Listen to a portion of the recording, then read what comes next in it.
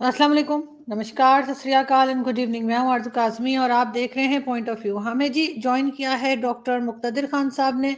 हम सब सर को सुनते रहते हैं डिफरेंट यूट्यूब चैनल्स पे भी, और उनका अपना भी जो यूट्यूब चैनल है वहाँ पर भी हम सर को सुनते हैं। बहुत शुक्रिया सर, सबसे पहले कि आप आए हैं। थैंक यू वेरी मच आरजू जी, और आपके सुनने वालों को मेरा सलाम, नमस्ते, सत श्री अकाल, वनक्कम, नमस्कारम। सर हम आज बात करेंगे सब जगह पे ही इलेक्शंस की बात की जा रही है, चाहे पाकिस्तान हो, चाहे हिंदुस्तान हो या अमेरिका। तो क्या चेंजेस आप इन कंट्रीज में देख रहे हैं कि इलेक्शंस होते हैं? पाकिस्तान में तो खैर कहा जा रहा है कि इलेक्शन हो सकते हैं, थोड़े आगे बढ़ जाएं, ज्यादा नहीं, 3 to 6 months कह रहे हैं कि आगे बढ़ाए जा सकते हैं। इमरान खान को भी अरेस्ट कर लिया गया है, उस पर भी मैं आपसे सुनना चाहूंगी कि क्या ख्याल है आपका कि ये किस तरह से लेकर स्टैब्लिशमेंट इमरान खान को चल रही है, लेकिन अमेरिका और इंडिया में भी जी इलेक्शंस आपको किस तरफ जाते दिखाई दे रहे हैं? देखिए, इंडिया और अमेरिका में तो 2024 में इलेक्शन है। अभी द हम्म। यूएस इलेक्शंस तो बहुत दूर है, नवंबर में है, यानी हम्म। ये अगस्त सितंबर, यानी 15 महीने हैं। और जो ये सुल्तान को क्या हो गया, तो जो इंडिया के इलेक्शंस है उससे पहले हो जाएंगे। सो देखिए, पहले यूएस की बात करते हैं। यूएस की इलेक्शंस में एक अजीब सा सिनेरियो चल रहा है कि हम्म। डेमोक्रेटिक पार्टी का जो डिपार्टमेंट ऑफ जस्टिस है वो पूरी पूरी कोशिश कर रहा है कि डोनाल्ड ट्रंप को डिस्क्वालीफाई कर दे हम्म। जितना हो सके। और लेकिन उसका पैराडॉक्स ये है कि बाइडेन चाहता है कि वो ट्रंप के खिलाफ जाए because he thinks he will win. Hmm. अगर डिसेंटिस जो फ्लोरिडा के गवर्नर है, अगर उनके खिलाफ इलेक्शन होता है बाइडेन का, then there are very good chances कि डिसेंटिस जीत जाएगा और बाइडेन हार जाएंगे।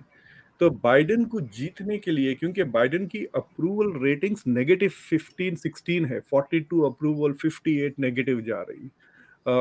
सो तो Biden wants Trump because Trump के खिलाफ जो बाज लोगों में जो कहना चाहिए घिन है, उसके बेसिस पे ही थिंक्स के जो मॉडरेट रिपब्लिकन्स है और जो इंडिपेंडेंट्स है वो डेमोक्रेट्स को वोट करेंगे और बाइडेन जीत जाएगा।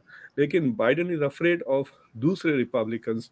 और एक काफ़ी एक्साइटिंग कैंडिडेट है रिपब्लिकन साइड, विवेक रामास्वामी कह करे, इंडियन अमेरिकन है, काफ़ी यंग है, I think is 37, net worth उनकी 600 मिलियन से ज़्यादा है, और काफ़ी इंटरेस्टिंग आइडियाज़ हैं। तो वो मतलब है conservative, but his ideas are different from जो मेन स्ट्रीम कंजर्वेटिव है। तो जैसा कि लास्ट ईयर यांग जो थे एशियन अमेरिकन जो 2020 के इलेक्शन में ही created a lot of ripples, इस तरह रामास्वामी भी कर रहे हैं।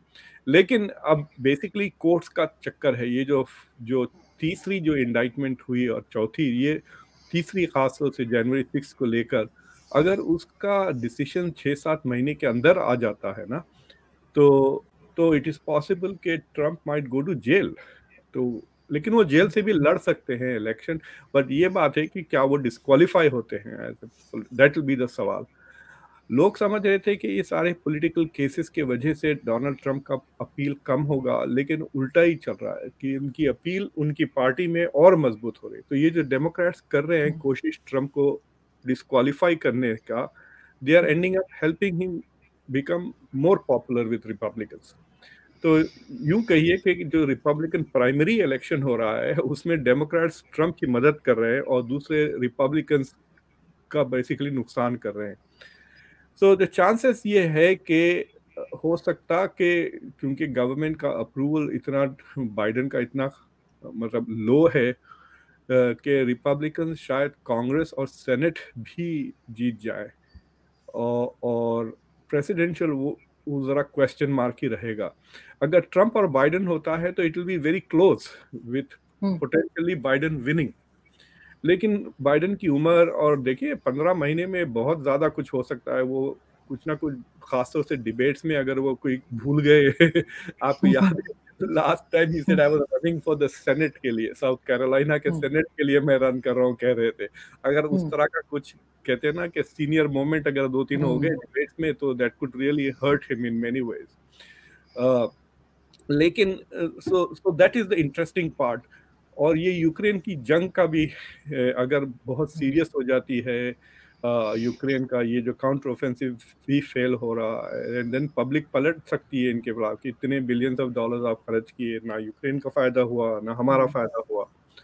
और जो तीसरी चीज ये है कि जो अमेरिका में जो कल्चर वॉर्स चल रहे हैं ना, ये सुप्रीम कोर्ट को लेकर, जिस तो उसका भी क्या असर होता है, वी विल हैव टू सी क्या उसका असर जो एबॉर्शन राइट्स पर और जो नए केसेस, नए लॉज पास हो रहे हैं जो एंटी एलजीबीटीक्यू, खासतौर से जो कंजर्वेटिव स्टेट्स में है, तो उसका भी कुछ ना कुछ असर ज़रूर होगा, जिसके वजह से जो प्रोग्रेसिव और डेमोक्रेटिक वोटर्स है, ख़ासतौर से एजुकेटेड विमेन हैं, उनका टर्नआउट ज़्यादा होगा।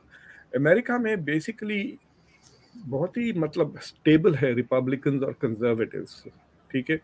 कंजर्वेटिव्स तो बहुत ही रिलायबल वोटर्स होते हैं ये, मतलब यू कैन गारंटी कि they will come out and vote no matter what. Problem ये होता है कि डेमोक्रेट्स के लिए, क्योंकि उनका ज़रा अम्ब्रेला बड़ा चौड़ा है, उसमें अफ्रीकन अमेरिकन भी है, हिस्पैनिक्स भी है, इंडियंस भी है, पाकिस्तानीज भी है, ये सारे सारे मिक्स्ड हैं। और इनकम का जो रेंज है बहुत ज़्यादा है, बहुत गरीब से भी अमीर तक है। तो और यहाँ पे छुट्टी नहीं होती है इलेक्शन के दिन, याद रखें। तो जो गरीब लोग हैं उनको वोट डालने के लिए they have to take time off, it cost them, मतलब 2 घंटे अगर वो छुट्टी लेके गए तो 2 घंटे एटलीस्ट 25-30 डॉलर का उनका नुकसान हो जाता है। सो टर्न आउट के लिए there has to be enthusiasm. तो मुझे लगता है कि अगर ये लोग रिपब्लिकन्स को ऐसा लगता है कि ट्रम्प के साथ जुल्म हो रहा है, तो एंथुसियाज्म उनका बढ़ जाएगा। और डेमोक्रेट्स के लिए एंथुसियाज्म बढ़ाने के लिए बड़े मियाँ को देख के फिर एंथुसियाज्म मेरा भी कम हो जाता है। हालांकि मेरा वोटिंग प्लेस कुछ 1.5 मगर जी। सर इनकी पार्टी इन्हें बदल क्यों नहीं देती? कई बार हमने देखा गिर भी गए, चलते चलते कहीं जा रहे हैं और कभी फ्लाइट पे जा रहे हैं तो गिर गए, तो चेंज क्यों नहीं कर देते? मतलब थोड़ा इनसे यंग कोई नहीं आ सकता? प्रॉब्लम ये हो गया कि ये आदमी 50 साल से इज इन पॉलिटिक्स, राइट, लेकिन हम्म पिछले 16 साल में he is been in power for 12 years, 8 साल as vice president and 4 years। तो उससे क्या हो गया है कि डेमोक्रेटिक पार्टी पे काफी होल्ड हो गया। और हिलरी क्लिंटन जो 2020 में हार गई, 2016 में जो हार गई, तो जो क्लिंटन डायनेस्टी थी वो डेमोक्रेटिक पार्टी में थोड़ी कमजोर हो गई, और ओबामा डायनेस्टी यूं कहिए कि वो जरा मजबूत हो गई। और ये ओबामा डायनेस्टी में से आते हैं ना, तो he has lot of control. और डेमोक्रेट्स भी ना, मुझे बड़ा अफसोस होता, मैं यहाँ मिलता हूँ डेमोक्रेट, मैं जब भी उनसे सवाल पूछता हूँ इनके बारे में, बाइडेन के बारे में, एकदम वो हाथ जोड़ना शुरू कर देते मेरे से। भाई खासतौर से शो पे तो आना नहीं चाहते वो, क्योंकि वो मैं सवाल पूछ लूंगा कि बाइडेन शुड ही रन और नॉट, तो फिर वो मजबूर, यानी वो तारीफ नहीं करना चाह रहे हैं, वो पब्लिकली सपोर्ट नहीं करना चाह रहे हैं, बट क्रिटिसाइज भी नहीं कर सकते। शायद पूरे स्टेट ऑफ डेलावेयर में मैं एक वाहिद डेमोक्रेट हूँ जो पब्लिकली, अभी मैंने जो इमरान खान पे शो किया उसमें भी मैंने काफी तंबी की बाइडेन के बेटे को लेकर, जो अगर वो हंटर बाइडेन, अगर बाइडेन का बेटा ना होता तो वो ऑलरेडी जेल में होता कई सालों के लिए, उसने बहुत ही बेकार चीजें की हैं।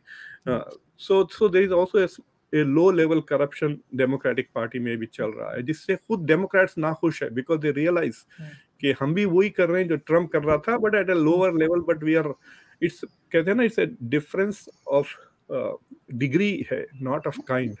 दोनों बिल्कुल। चोर है, एक बड़ा चोर है, एक छोटा चोर है, वैसा हाँ, हो गया। ऐसा ही है।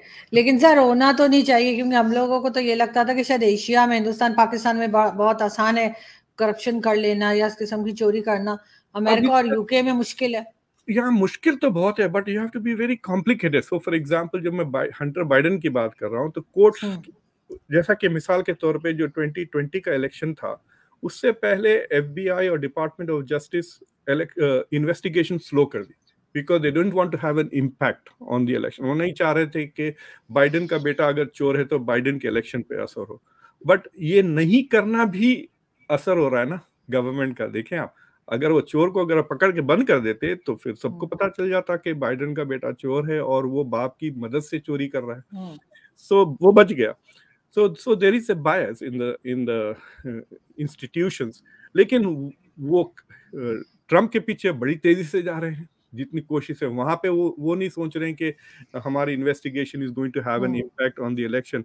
सबसे ज्यादा मजा ये आएगा कि अगर इनका जो इन्वेस्टिगेशन अगर खत्म नहीं होता, ट्रम्प इलेक्शन जीत जाते हैं और कोर्ट में हार जाते हैं। सोचिए आप, प्रेसिडेंशियल कैंडिडेट इलेक्शन जीत गया और फिर उसको जेल हो गई 15 साल की, 10 साल की for setting. It will be like ridiculous, सारी दुनिया में मजाक बन जाएगा अमेरिका। तो वो क्या करेंगे, इलेक्शन के करीब दे विल स्टॉप इन्वेस्टिगेशन फिर, या जल्दी करके उसको अनाउंस करने की कोशिश करेंगे। लेकिन अगर आप अप्रूवल रेटिंग्स देखें तो बाइडन 42 तो ट्रम्प 40, बाइडन 44 तो ट्रम्प 42, इस तरह चल रहा है ऑन द नेशनल लेवल। और रिपब्लिकन पार्टी के अंदर तो ट्रम्प तकरीबन 40 पॉइंट से आगे हैं, 58-55% अप्रूवल उनकी जो लीड है। उसके बाद डिसैंटिस आ रहे हैं जो 20, कभी 15, कभी, क्योंकि रोज पोलिंग हो रही है अमेरिका में और कई पोल्स होते हैं ना, तो इट वेरीज। तो अगर आप एवरेज ले लें तो ट्रम्प इज अबव 55 और डिसैंटिस 14 से लेके 20 तक है। और स्कॉट बोल के एक है फ्लोरिडा से शायद, और रामास्वामी, ये 8-9 हैं। निकी हेली थोड़ा डाउन हो गई है, 2-3% पे आ गई। एक वक्त वो 5% पे थी, लेकिन मुझे लगता है कि जो इंडियन अमेरिकन जो सपोर्ट कर रहे थे निकी हेली को, उनका support I think has shifted to Vivek Ramaswamy. बिल्कुल। लेकिन सर अगर पाकिस्तान की बात करें तो इमरान खान को अरेस्ट कर लिया गया, 3 साल की सजा भी सुना दी गई है। वैसे वो कहा है कि अपील दायर कर सकते हैं। जी हाँ। इलेक्शन के लिए कहा जा रहा है कि जी 3 to 6 मंथ्स आगे बढ़ाए जा सकते हैं। अभी आप किस तरह से देख रहे हैं सारी सिचुएशन को? I think there will be some negotiations, और इमरान खान को ऑफर दिया जाएगा कि भाई आप या तो इंडिया को चले जाएं असाइलम सीख करके, फिर आईपीएल में कोच बन जाए, या लंदन चले जाएं। सुना के नवाज शरीफ के 4 अपार्टमेंट्स है, हो सकता है एक फ्री ऑफ रेंट मिल जाएगा उनको अगर वो लंदन चले जाते हैं। Basically the deal will be made कि भाई आप you stay out of the elections, we will let you go free. अगर आप इलेक्शन, आपकी पार्टी लड़ेगी, आप करेंगे, तो हम शायद आपको जेल भिजा ही देंगे 2-3 साल के लिए। आई think that is what the offer. Sir party तो लड़ सकती है सर, क्योंकि शाह महमूद कुरैशी अब इमरान खान की जगह है ना। सिर्फ इमरान खान बाहर हुए हैं, पूरी पार्टी तो बैन नहीं हुई है। देखिए, इमरान खान लंदन में बैठ के रोज कैंपेन कर सकते हैं ना, ट्विटर पे, फेसबुक पे, यूट्यूब चैनल, वो मतलब हमारे शोज पे भी आ सकते हैं। वो I will be happy to have him every day. आए वो 10 मिनट के लिए जो बोलना है बोले। So but the thing is कि he will do that. So I think the agreement ये रहेगा कि you will not part as a person, वो इलेक्शन में ना पार्टिसिपेट करें, एग्जाइल में चले जाए। शाह महमूद कुरैशी जो करना है करें, उनको कुछ वोट नहीं मिलेगा अगर पता चल। देखिए, जो पीटीआई के सपोर्टर थे, I don't think they are supporting PTI, they support Imran Khan. जब उनको पता चल जाएगा कि पीटीआई जीत भी गई तो Imran Khan is not going to be the prime minister, तो आई थिंक वो एंथुसियाज्म पीटीआई के लिए जो है वो थोड़ा कम हो जाएगा। अनलेस पीटीआई का एजेंडा ये कि हम इलेक्शन जीत के फिर वापस उल्टा करके फिर लेकर आएंगे इमरान खान को। They can't do that without the support of the military. तो सो इन दैट सेंस आप ये कह सकते हैं कि मैं तो ये लफ्ज शुरू कर दिया हूँ यूज करना कि Munir sahab has already done his soft coup, तो हो चुका है पाकिस्तान में। और ये सॉफ्ट कू उन्होंने मतलब there have been 2 step soft coup. पहले जो इमरान खान को निकाला गया प्राइम मिनिस्टर से, अब उनको निकाला गया सियासत से। सो यू कैन से कि देयर इज अ सॉफ्ट कू, और ये दूसरा जो सॉफ्ट कू है उनको बाहर ही कर देगा। मैंने एक शो किया चंद घंटे पहले आजू जी, जिसमें मैंने कहा कि कोर्ट्स का इस्तेमाल हो रहा है हर जगह अपोनेंट्स को डिस्क्वालीफाई करने, और उसमें मैंने इंडिया, पाकिस्तान और यूएस को कंपेयर किया, और मेरा रिजल्ट ये है कि पाकिस्तान के courts have failed, they are not independent at all. मतलब तोशा खाना यार, $355 का फाइन हुआ है इमरान खान को। सोचिए आप, उसके बेसिस पे आदमी का पूरा करियर खत्म कर रहे हैं। So the courts have failed. India में सुप्रीम, हम सबको यकीन था कि supreme court will reverse Rahul Gandhi का जो डिसीजन था, and that has been proven court कि Indian courts are still independent. अलबत्ता अमेरिकन कोर्ट्स का पता नहीं चल रहा। आई एम कन्विंस के the judiciary in the Hunter Biden case तो फेल हो गई मेरी नज़र में। वॉल स्ट्रीट जर्नल में एक आर्टिकल छपा है कि department of justice versus department of justice तो ये पॉलिटिकली इस्तेमाल जो हो रहा है, तो एक एक अजीब सा ये जो दुनिया में जो डेमोक्रेटिक डिक्लाइन हो रहा है ना, 2000 साल से सारी दुनिया में डेमोक्रेसी इज ऑन रिसाइड, यानी दुनिया में 2000 साल में जितने डेमोक्रेसीज थे अब उससे कम डेमोक्रेसीज हैं, और जो डेमोक्रेसीज थे वो भी कम डेमोक्रेटिक हैं। और इस तरह की जो क्वाज़ाई डेमोक्रेटिक मुल्क है उसमें जो सबसे ज़्यादा नुकसान जो हो रहा है कि ये कोर्ट्स जो पोलिटिसाइज हो गए हैं, कि courts have become weapons of politics, तो अबव द पॉलिटिकल फ्रे नहीं रहे कोर्ट्स। और ये आपको नजर आ रहा है, मतलब पाकिस्तान पब्लिक तो खुश हो रही है कि Imran Khan, I am not a supporter of Imran Khan, I think Imran Khan ने बहुत नुकसान किया पाकिस्तान को, both as prime minister and afterwards, मगर the court have to have been independent, मतलब उनको बहुत मगर जी, लेकिन सर नवाज शरीफ के साथ भी तो यही कुछ हुआ था, नवाज शरीफ को भी हटाया गया था, क्या उसको भी आप यही कहेंगे कि सॉफ्ट कू था? और नवाज शरीफ के बाद में केसेस कह दिए कि सब माफ हो गया, सब गलत था, वापस आ रहे हैं, वो सारे केसेस उनके जो है वो हटा दिए गए, तो वो भी सॉफ्ट कू था क्या? मैं जब हमारी बेगम शायद सुन रही हैं, मैं उनको बड़ा पसंद था शादी से पहले, बड़ा जबरदस्त लगता था बंदा, लेकिन शादी के बाद सडनली मुझे पता चला कि मुझे कुछ भी नहीं आता, मुझे कपड़े भी मैच करने नहीं आता, क्या ये शर्ट ये पैंट के साथ जाएगा, क्या ये टाई इस कोट के साथ, suddenly I was completely totally incompetent, ना मुझे ड्रेसिंग आती थी, ना कुछ बोलना आता था। तो पाकिस्तान में भी वैसे ही होता है, मुझे लगता है कि जो बंदा प्राइम मिनिस्टर बनना चाहता है वो फौज जो भी कहती है हाँ हाँ हाँ कर लेता है। जब प्राइम मिनिस्टर बन जाते हैं 1-2 साल के बाद मेरे ख्याल से जो पावर है उनकी दिमाग पे चढ़ जाता है, and then they try to reduce the military power. तो जब भी कोई भी पाकिस्तान का प्राइम मिनिस्टर मिलिट्री से हटने लगता है वही होता है। मेरे ख्याल से नवाज शरीफ साहब ने भी ऐसी कोशिशें की थी उनके साथ, but the moment he moves away from the agenda of the military, तो वहां पे तो इमरान खान का भी वही हाल है, उनको लेकर आए, मशहूर था the word he is not an elected prime minister, he is a selected prime minister कहते थे लोग।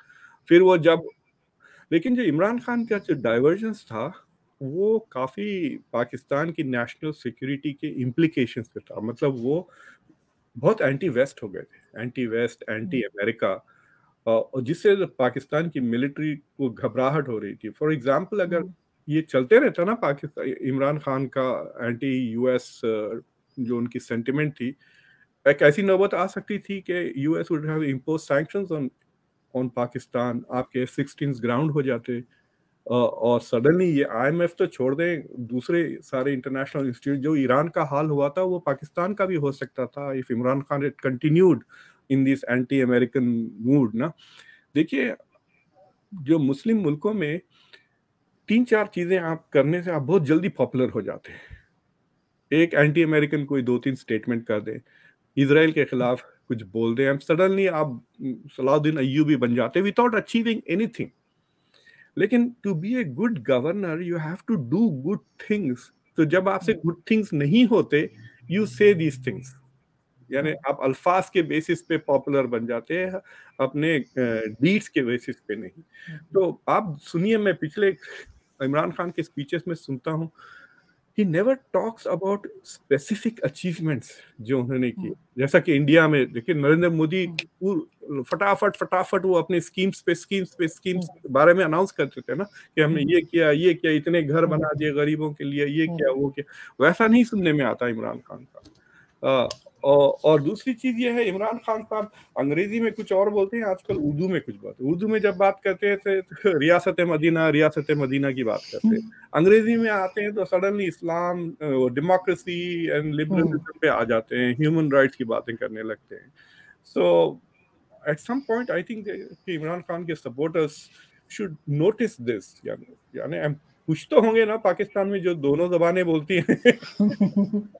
बिल्कुल सर, बहुत लोग हैं जो दोनों जबानें बोलते हैं या दोनों जबानें समझते हैं, लेकिन शायद इमरान खान खुद कंफ्यूज रहे और खुद उन्हें समझ नहीं आई कि उन्होंने करना क्या है, क्योंकि वैसे तो आप सब जानते ही कि काफी मॉडर्न आदमी है, लेकिन वो पोर्ट्रे ऐसा कर रहे थे जैसे बड़े कोई रिलीजियस और कोई अजीब किस्म की अपनी जो एक इमेज उन्होंने बनाई, तो वो बहुत से लोगों को नहीं भी पसंद आई। लेकिन सर अगर हम भारत की बात करें लास्ट में, और वहां पर भी इलेक्शंस हैं, और किस तरह देख रहे हैं आप? क्योंकि जैसे आपने भी कहा कि बहुत सी चीजें ऐसी हैं जो अचीव की गई इस गवर्नमेंट ने, हम लोग भी देखते हैं, लेकिन बहुत सी चीजें ऐसी भी हैं जो मुल्क के अंदर ही, आपकी कंट्री के अंदर ही प्रॉब्लम्स रही। तो किस तरह से बीजेपी की गवर्नमेंट को आप देख रहे हैं नेक्स्ट इलेक्शन में? तो सुबह से मेरा मूड थोड़ा खराब है। इंडिया की जो क्रिकेट टीम का परफॉर्मेंस देख रहा हूँ मैं। वेस्ट इंडीज में is not doing well. They might win the match, लेकिन परफॉर्मेंस इज नॉट हैप्पी। तो मैं जरा कंफ्यूज हो गया था अपने टाइम में। तो उस टाइम में जो 20 मिनट मुझे एक्स्ट्रा मिल गए उसमें I was looking at the mood of the nation बोल के एक सर्वे होता है जो टाइम्स ऑफ इंडिया करती है विद सी वोटर के साथ मिलकर। तो मैं देख रहा था कि शायद अभी अगस्त में और एक होने वाला है, शायद पता नहीं कब उसके रिजल्ट्स आएंगे, लेकिन जो लेटेस्ट दो अवेलेबल थे मुझे देखा मैं, अगस्त 2022 और जनवरी 2023। तो अगस्त और जनवरी के बीच में तो BJP suddenly on the rise, मतलब अप्रूवल रेटिंग्स अगस्त लास्ट ईयर में 55 थे, जनवरी में 67% अप्रूवल रेटिंग्स। मतलब ये तो ख्वाब में भी कोई अमेरिकन पार्टी को मैंने कभी नहीं देखा, सिवाय 9/11 के वक्त जॉर्ज बुश को और को उतनी अप्रूवल मिली थी। तो नरेंद्र मोदी की अप्रूवल रेटिंग 72%। लेकिन उसमें एक अजीब सी बात थी कि 72% were satisfied with Modi as prime minister, 67% were satisfied with BJP. और उसमें दो चीज अजीब थे। जब उनसे कहा गया कि विल यू वोट, सिर्फ 53% कह रहे थे कि वो मोदी के लिए वोट करेंगे इन 2024। तो ये गैप मुझे समझ में है, यानी non BJP voters were also happy with him as prime minister, but they are not going to vote for him in 2020। तो 53% are saying they will vote for him. और एक अंडर करंट जो चल रही है वो, there I think that there are people in BJP now जो चाह रहे हैं कि वो आदित्यनाथ योगी को, मतलब बेसिकली मोदी से कह रहे हैं भाई ये इलेक्शन आप जीत जाए, नेक्स्ट वाले में आप रिटायर हो जाए, next one has to be for Adityanath Yogi. तो वो एक अंडर करंट है, it is interesting to see. और जो तीसरी चीज ये है कि काफी चीजें हो गई हैं। तो जो 20 जनवरी का जो जो मूड ऑफ द नेशन था, उसमें जो बहुत इंटरेस्टिंग चीज थी, ये कर्नाटका के इलेक्शन से पहले की बात है, राइट? तो उसमें जो एक्सपेक्टेशंस थे, अगर जनवरी 2023 में इलेक्शन होते तो बीजेपी को 284 सीट्स मिलते, यानी लाइक 2014 वाला परफॉर्मेंस, नॉट 2019। हालांकि अप्रूवल रेटिंग इतनी हाई है, उसके बावजूद दे वर लूज वोट, 303 से वो 284 पे जा। लेकिन कांग्रेस का जो वोट था, दैट वाज सरप्राइजिंग। कांग्रेस को कुछ 52 कुछ वोट मिले, सीट्स मिले थे 2019 में, बट द 2023 जनवरी में दे वुड हैव गॉट 191 कह रहे हैं mood of the nation, 191 seats for the Congress, not alliance की बात नहीं कर रहा हूँ, सिर्फ कांग्रेस पार्टी की बात। तो वो एक सरप्राइजिंग चीज था जो नीड्स टू बी एक्सप्लेन। दूसरी चीज ये है कि कर्नाटका इलेक्शन के बाद जो आरएसएस का एक अखबार आता है कॉल दी ऑर्गेनाइजर, तो उन्होंने एक काफी इंटरेस्टिंग एक्सप्लेनेशन दिया कर्नाटका का। उन्होंने कहा कि कर्नाटका का इलेक्शन जो कांग्रेस ने जीती, it is not because of national leadership, यानी राहुल गांधी की वजह से या भारत जोड़ो यात्रा की वजह से नहीं जीती, it one because of Congress का फोकस ऑन लोकल इश्यूज। और Karnataka loss, BJP loss because it's focused on national leadership. तो आरएसएस की जो ऑर्गेनाइजर है उसका सजेशन ये है कि आइंदा के इलेक्शन में ये दो चीजें काफी नहीं है, मोदीज मैजिक और Hindutva ideology is not enough, they need local leadership. यानी ये जो दो पहिए वाली गाड़ी चाहिए ना, मतलब अगर स्टेट का चीफ मिनिस्टर भी पॉपुलर हो, जैसा कि यूपी है, तो अगर आदित्यनाथ योगी पूरा यूपी स्वीप कर लेते हैं 2024 में, in terms of, then he's becomes really very big strong challenger to Modi. So that is an interesting India के इलेक्शन में। तो अब देखना है कि कई चीजें हो गई हैं उस पोलिंग के बाद। मणिपुर हो गया है, हरियाणा हो गया है, कर्नाटका का इलेक्शंस हो गया है, और फिर अब पता चलेगा कि क्या has there been any shift in popularity of Modi या बीजेपी। और एक ताज्जुब की बात थी, जनवरी 2023 में वो सवाल पूछते हैं, who's the best minister and who is the best chief minister. तो चीफ मिनिस्टर में तो स्ट्रेट अप आदित्यनाथ, योगी और एक पटनायक के बीजेपी के, but most popular minister Amit Shah थे, कुछ 39-40 कुछ उनको परसेंटेज वोट मिले। जयशंकर सबसे बॉटम में थे इन द लिस्ट। मुझे बड़ी हैरत हुई। जयशंकर सबसे 7-8 दूसरे लोग थे जो were more popular than Jaishankar, which was quite surprising. मैं I'm waiting, looking forward के जो नेक्स्ट, वो साल में 2 बार करते हैं it seems, but last time जनवरी में किया। अब next mood of the nation poll के बाद we will get much clearer picture के 2024 में हो क्या रहा है।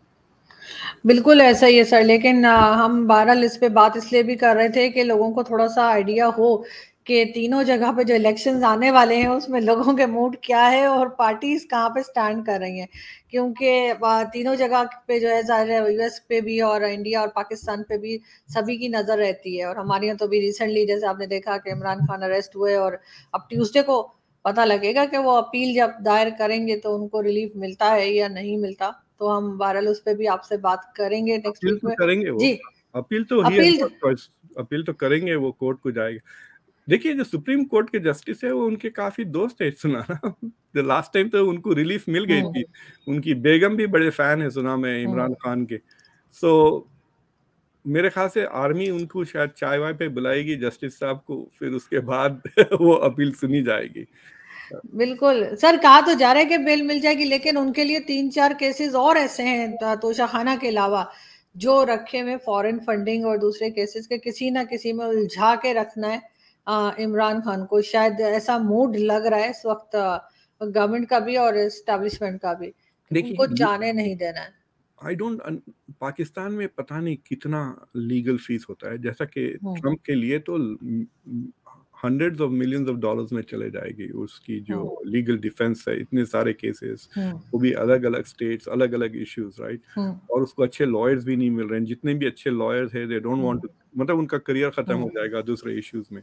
So is not getting good legal advice, लेकिन पैसे खर्च हो रहे हैं। अब इमरान खान के साथ आई डोंट नो कि पाकिस्तान के कोर्ट सिस्टम्स में लाइक 2-3 हज़ार डॉलर पर आवर लेते हैं लॉयर्स। फिर सर यहाँ भी ऐसा ही है सर, खाल उतार लेते हैं यहाँ पे। वो कहते हैं ना कि सारे पैसे ले लेते हैं लेकिन मुश्किल से कभी निकाल देते हैं। ऐसा सर यहाँ भी सस्ता नहीं है, अगर कोई केसेस में फंस जाए तो बस छुट्टी हो जाती है, और सालों की सालों साल चलते रहते हैं, केसेस खत्म ही नहीं होते, ऐसा ही है। लेकिन इमरान खान का क्योंकि स्पेशल केस है, प्राइम मिनिस्टर भी रह चुके हैं, पैसे की कमी नहीं है, कोई ना कोई जो है स्पॉन्सर भी इन्हें मिला ही रहता है खान साहब को, तो हो सकता है कि इनको उस तरह से पैसे की प्रॉब्लम ना आए। लेकिन बाकी हो सकता है बाकी केसेस में जरूर फंसते हुए दिखाई दे रहे हैं। लेकिन सर इस पे हम बात करते रहेंगे आपसे। थैंक यू सो मच कि आज आपने ज्वाइन किया। Thank you very much. Thank you sir.